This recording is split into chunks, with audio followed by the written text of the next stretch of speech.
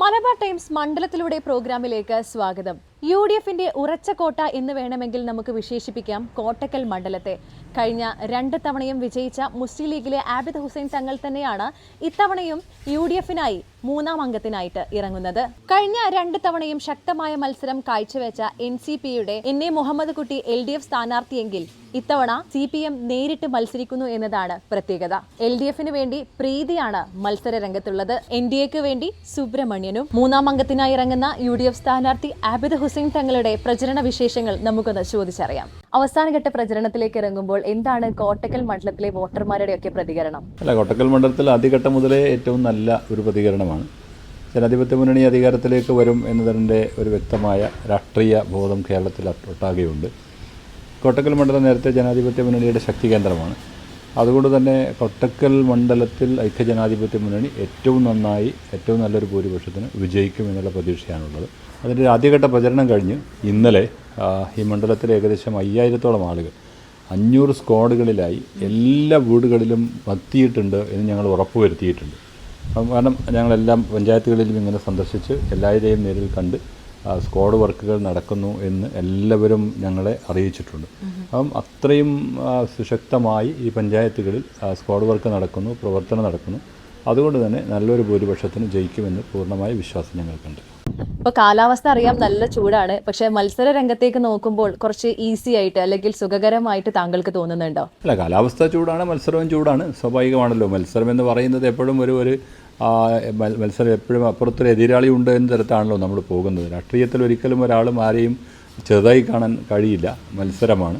അപ്പോൾ ആ മത്സരത്തിൽ വിജയിക്കുക എന്നതാണ് ലക്ഷ്യം, യുദ്ധത്തിൽ ജയിക്കുക എന്നതാണല്ലോ ലക്ഷ്യം.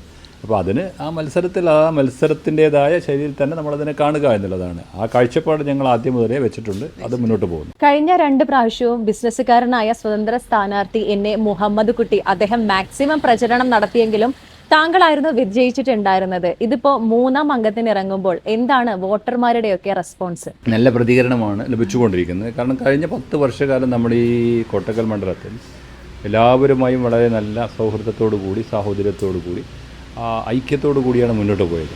അവരുടെ സുഖങ്ങളിലും ദുഃഖങ്ങളിലും പ്രശ്നങ്ങളിലും പ്രയാസങ്ങളിലുമൊക്കെ ഇടപെടാനും അതുമായി ബന്ധപ്പെട്ടുകൊണ്ട് അവരും നമ്മളും ഒന്നിച്ച് ഒരു ഏകോദര സഹോദരന്മാരെ പോലെ, കുടുംബാംഗങ്ങളെപ്പോലെ ഒന്നിച്ചാണ് നമ്മൾ മുന്നോട്ട് പോയത്. അതിൽ ഒരു വ്യത്യാസമുണ്ടായില്ല, ജാതിമത വ്യത്യാസമുണ്ടായില്ല, അല്ലെങ്കിൽ മറ്റ് രാഷ്ട്രീയ വ്യത്യാസമുണ്ടായില്ല. കോട്ടക്കൽ മണ്ഡലത്തിലെ ജനങ്ങൾ, ഞാനും അതിലൊരാൾ എന്നുള്ള നിലക്ക്, എൻ്റെ വേദന അവരുടെ വേദന, അവരുടെ വേദന എൻ്റെ വേദന എന്നുള്ള നിലക്ക് സന്തോഷം ഞങ്ങൾ ഒന്നിച്ച് പങ്കിട്ടു. അങ്ങനെയാണ് ഞങ്ങൾ മുന്നോട്ട് പോയത്. അതിൻ്റെ കൂടെ ഈ നാട്ടിൽ നടക്കാനിരിക്കുന്ന വികസന പ്രവർത്തനങ്ങൾ ഏതാണോ കഴിയാവുന്നത് അത് ഒരു പ്രതിപക്ഷ അംഗം എന്നുള്ള നിലക്ക് അതിൻ്റെ പരിമിതിക്കകത്ത് നിന്നുകൊണ്ട് പൂർണ്ണമായും ചെയ്യാൻ സാധിച്ചിട്ടുണ്ട്. കഴിഞ്ഞ 10 വർഷത്തോളമായിട്ട് LDF സർക്കാരിൻ്റെ ഭരണമായിരുന്നല്ലോ. അതുകൊണ്ട് തന്നെ നമ്മുടെ മണ്ഡലത്തിലേക്ക് വേണ്ടത്ര വികസനങ്ങൾ കൊണ്ടുവരാൻ തടസ്സം സൃഷ്ടിച്ചിട്ടുണ്ടായിരുന്നു. എന്താണ് പറയാനുള്ളത്? സ്വാഭാവികമായും ഒരു പ്രതിപക്ഷ അംഗം എന്നുള്ള നിലക്ക് ഭരണപക്ഷത്ത് നിന്ന് ലഭിക്കേണ്ടുന്ന, അല്ലെങ്കിൽ ഒരു ഭരണകൂടത്തിൽ നിന്ന് ലഭിക്കേണ്ടുന്ന പല ആവശ്യമായ കാര്യങ്ങളും നമുക്ക് ലഭിച്ചിട്ടില്ല. ഒന്ന്, നമ്മൾ ആരോഗ്യശാല ഒരു സർവകലാശാലയാക്കി ഉയർത്തണം, ഒരു റിസർച്ച് ഇൻസ്റ്റിറ്റ്യൂട്ടാക്കി കൊണ്ടുപോകണം എന്ന് നമ്മൾക്ക് ആഗ്രഹിച്ചായിരുന്നു. അത് നടന്നില്ല. രണ്ടാമത്, ഇവിടെ കൊട്ടക്കലിൽ ഒരു ഫയർ സ്റ്റേഷൻ നമുക്ക് അനിവാര്യമായിരുന്നു. വളാഞ്ചേരിയിൽ ഫയർ സ്റ്റേഷൻ ആവശ്യമായ അനുവാദം ഉമ്മൻചാണ്ടിയുടെ കാലഘട്ടങ്ങളിൽ കൊടുത്തതാണ്. അതിന് സ്ഥലം നമ്മൾ 2016 ആ ഒരു കാലഘട്ടങ്ങളിൽ നമുക്ക് സ്ഥലം ലഭിച്ചു റവന്യൂ ഡിപ്പാർട്ട്മെൻറ്റിൽ നിന്ന്. അതിനാവശ്യമായ എസ്റ്റിമേറ്റും എല്ലാം DPR ഒക്കെ കംപ്ലീറ്റ് സമർപ്പിച്ച് മുഖ്യമന്ത്രിയുടെ മേശപ്പുറത്ത് ഇരിക്കാൻ തുടങ്ങിയിട്ട് 4 കൊല്ലമായി. 4 കോടി രൂപയുടെ എസ്റ്റിമേറ്റാണ്. അതിന് അനുവാദം തന്നില്ല. അപ്പം ഇങ്ങനെ ഇപ്പോൾ പുത്തൂർ ചെനക്കൽ ബൈപ്പാസ് അതിന് സ്ഥലമേറ്റെടുപ്പൊക്കെ കഴിഞ്ഞ് അളന്ന് തിട്ടപ്പെടുത്തി ഇത്ര പൈസയാണ് കൊടുക്കേണ്ടത് എന്ന് പറഞ്ഞ് കൃത്യമായ കണക്ക് കൊടുത്തിട്ടും അത് നടപ്പിലാക്കാൻ ആവശ്യമായ പണം ഗവൺമെൻറ് തന്നില്ല. അപ്പോൾ അതുകൊണ്ട് അങ്ങനെയുള്ള ഇപ്പോൾ ഒരു ആർട്സ് ആൻഡ് സയൻസ് കോളേജ് ഈ കോട്ടക്കൽ മണ്ഡലത്തിൻ്റെ ഒരു ആവശ്യമാണ്. ഇവിടുത്തെ ചെറുപ്പക്കാരുടെ അല്ലെങ്കിൽ വിദ്യാർത്ഥികളുടെ ഒക്കെ ആവശ്യമാണ്. അങ്ങനെയുള്ള കുറേ കാര്യങ്ങൾ ഇവിടെ നടപ്പിലാക്കേണ്ടതുണ്ട്. അത് നടത്താൻ ഒരു ഗവൺമെൻറ് സഹായിക്കണമല്ലോ. ആ സഹായം കിട്ടിയില്ല എന്നുള്ളത് വളരെ വ്യക്തമായി നമുക്ക് പറയാൻ കഴിയും. അതിൻ്റെ ഒരു പോരായ്മയുണ്ട് ഇവിടെ. അത് പരിഹരിക്കാൻ വരാനിരിക്കുന്ന കാലഘട്ടങ്ങളിൽ ജനാധിപത്യ മുന്നണിയുടെ സർക്കാർ വരികയാണെങ്കിൽ അത് പരിഹരിക്കാൻ ആവശ്യമായ നടപടികളുമായി ഞങ്ങൾ മുന്നോട്ട് പോകും. താങ്കളൊരു അധ്യാപകനാണ്. തീർച്ചയായിട്ടും നമ്മുടെ കോട്ടക്കലിലെ എഡ്യൂക്കേഷണൽ ഹബ്ബ് തന്നെ നമുക്ക് വിശേഷിപ്പിക്കാൻ പറ്റൂലേ? വിദ്യാഭ്യാസ രംഗത്ത് ഇനി എന്തൊക്കെ മാറ്റങ്ങളാണ് നമ്മളെ മണ്ഡലത്തിനായിട്ട് ചെയ്യാനുള്ളത്? അല്ല, കോട്ടക്കൽ മണ്ഡലത്തിലെ ഒന്നൊരു ആർട്സ് ആൻഡ് സയൻസ് കോളേജ്, അതൊരു കൺവെൻഷണൽ കോളേജ് എന്നതിന് അപ്പുറത്ത് ആ ഒരു തരത്തിലൊരു കോളേജ് നമുക്ക് അനിവാര്യമാണ്.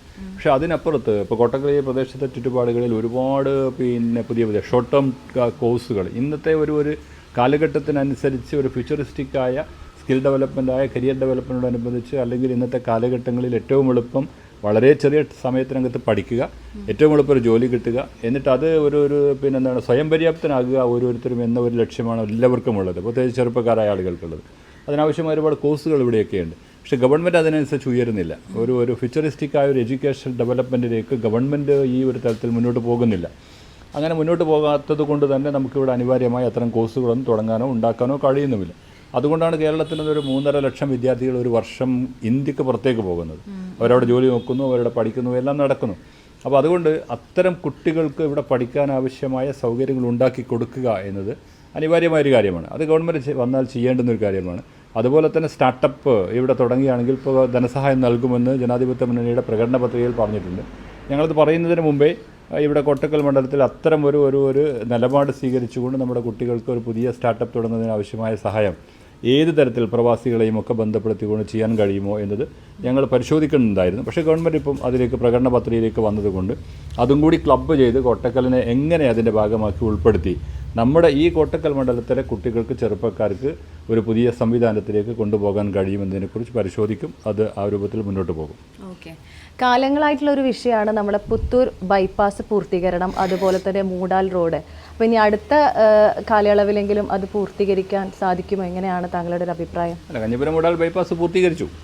അത് കഴിഞ്ഞ കാലങ്ങളിൽ പിന്നെന്താണ് സമദാനി സാഹിബിൻ്റെ കാലത്ത്, കുഞ്ഞാലി സാഹിബ് ഉണ്ടായിരുന്ന കാലത്ത് തുടങ്ങിയതാണ്.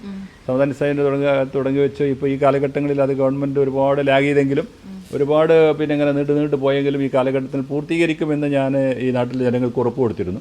അത് പൂർത്തീകരിക്കാൻ കഴിഞ്ഞിട്ട് തുറന്നു കൊടുത്തിട്ടുണ്ട്. പുത്തൂർ ചെനക്കൽ ബൈപ്പാസ് ഇപ്പോൾ അതിൻ്റെ സ്ഥലം ഏറ്റെടുത്തു, അത് അളന്നെടുത്തു, തിട്ടപ്പെടുത്തി, അതിന് പണം ഇത്രയാണെന്ന് റവന്യൂ വകുപ്പ് പറഞ്ഞിട്ടുണ്ട്. അത് പണം കൊടുക്കേണ്ടത് ഗവൺമെൻറ്റാണ്. ഗവൺമെൻറ് റവന്യൂ വകുപ്പിന് ആ പണം കൈമാറി റവന്യൂ വകുപ്പ് ഇത് PWD ഒക്കെ കൈമാറുമ്പോഴാണ് ആ സ്ഥലം ഏറ്റെടുക്കാൻ കഴിയുക. ആ പണം ഗവൺമെൻറ് എന്ന് കൊടുക്കുന്നു അന്ന് നടപ്പിലാക്കും. ഏതായാലും ഈ ഗവൺമെൻറ് അത് കൊടുക്കാൻ കഴിയില്ല. അടുത്ത ഒരു മുന്നണി ഗവൺമെൻറ് വരുമെന്നതിന് ഞങ്ങൾക്ക് സംശയമില്ല. അങ്ങനെ ഒരു ജനാധിപത്യ മുന്നണി ഗവൺമെൻറ് വരുമ്പോൾ പുത്തൂർ ചെനക്കൽ ബൈപ്പാസ് പൂർത്തീകരണം നടന്നിരിക്കും. ഓക്കെ, തീർച്ചയായിട്ടും. എങ്ങനെയാണ് ഭൂരിപക്ഷത്തെക്കുറിച്ചൊക്കെ എങ്ങനെയാണ് പ്രതീക്ഷിക്കുന്നത്? നമ്മുടെ ജനാധിപത്യ മുന്നണിയുടെ മണ്ഡലം കമ്മിറ്റി വളരെ പ്രതീക്ഷയിലാണ്. ഏറ്റവും നല്ലൊരു ഭൂരിപക്ഷം ഉണ്ടാകും എന്നുള്ള നിലക്കാണ് പോകുന്നത്. അതിനൊരു കൃത്യമായ കണക്ക് ഞാൻ പറയുന്നില്ല, പക്ഷേ എന്നാലും നല്ലൊരു ഭൂരിപക്ഷം ഉണ്ടാകും എന്ന ആ ലക്ഷ്യത്തിലേക്കാണ് ഞങ്ങൾ മുന്നോട്ട് പോകുന്നത്. തീർച്ചയായിട്ടും. അപ്പോൾ നമ്മൾ കോട്ടക്കലുകാർ ഞങ്ങൾ അടുത്തൊരു മന്ത്രിയാണ് പ്രതീക്ഷിക്കുന്നത്. തീർച്ചയായിട്ടും എല്ലാവിധ ആശംസകളും നേരുകയാണ്. എല്ലാവിധ ഭാവങ്ങളും തീർന്നു. Thank you sir. Thank you. Kottakkal മണ്ഡലത്തിൽ നിന്നും വിജയിച്ച് UDF അധികാരത്തിൽ വന്നാൽ തീർച്ചയായിട്ടും ഒരു മന്ത്രിസ്ഥാനം പ്രതീക്ഷിക്കാൻ കഴിയുന്ന ഒരു സ്ഥാനാർത്ഥി കൂടിയാണ് ആബിദ് ഹുസൈൻ തങ്ങൾ. അദ്ദേഹം വിജയിക്കുമോ, വിജയിച്ചാൽ മന്ത്രിയാകുമോ എന്നുള്ളതെല്ലാം നമുക്ക് കാത്തിരുന്ന് കാണാം.